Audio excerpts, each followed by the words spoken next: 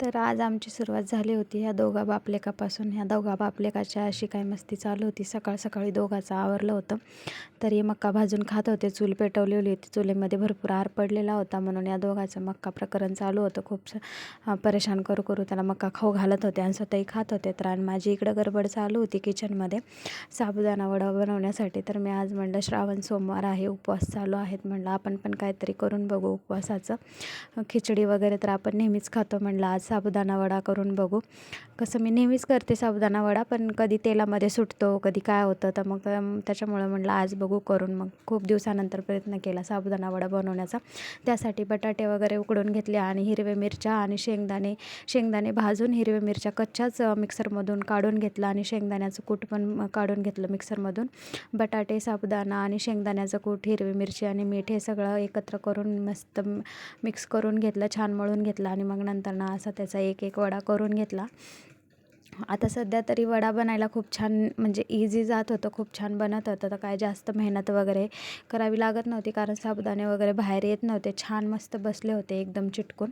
मग असे एक एक करून 4-5 वडे करून घेतले आणि मग नंतर मला कढईमध्ये तेल पण ठेवायचं होतं. म्हणलं 2-3 वडे करून घेते आणि मग तेल गरम करायला ठेवते. मग काय तेल गरम करायला ठेवली, कढई ठेवली गॅसवर आणि तेल गरम करायला ठेवलं. म्हणजे कसं आपल्याला तेल एकतर गरम लागतं, काय तळीव पदार्थ करायचा म्हणलं ना, म्हणजे वडे, आता समजा वडापाव वगैरे करायचा झाला तर त्याच्यासाठी कसं आपण एकदम उकळतं तेल करून घेतो कडक गरम. तर मग तसं ह्या साबुदाणा वड्यासाठी पण एकदम गरम तेल लागतं, कडक कडक. नाहीतर मग ते कसं एकदम थंड वगैरे तेल असेल ना तर मग वडे सुटतात आतमध्ये आणि मग तेल पण खराब होतं आणि पदार्थ पण खराब होतो.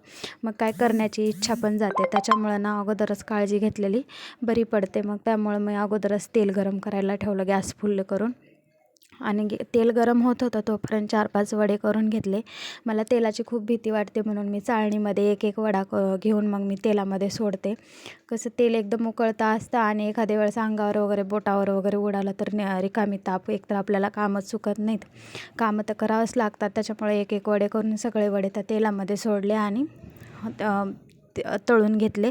तेवढ्यामध्ये माझा भाऊ आला आणि काय करत होती आता, मी बघत होतो बाहेरून. म्हणलं काय करत होते, तर म्हणतो चाळणीनं का बरं वडे, त्या दिवसापासून स्वयंपाक करते, म्हणजे दिवसापासून म्हणते वर्षापासून स्वयंपाक करते, तरी पण तुला भीती वाटते का चाळण्याने वडी सोडते म्हणे. हसत होता तो. म्हणलं काय जीवाला भीती वाटते बाबा, मला पण जीव आहे, एखाद्या वेळेस उडालं वगैरे गरम गरम तेल तर रिकामी परेशानी झेलत बसा.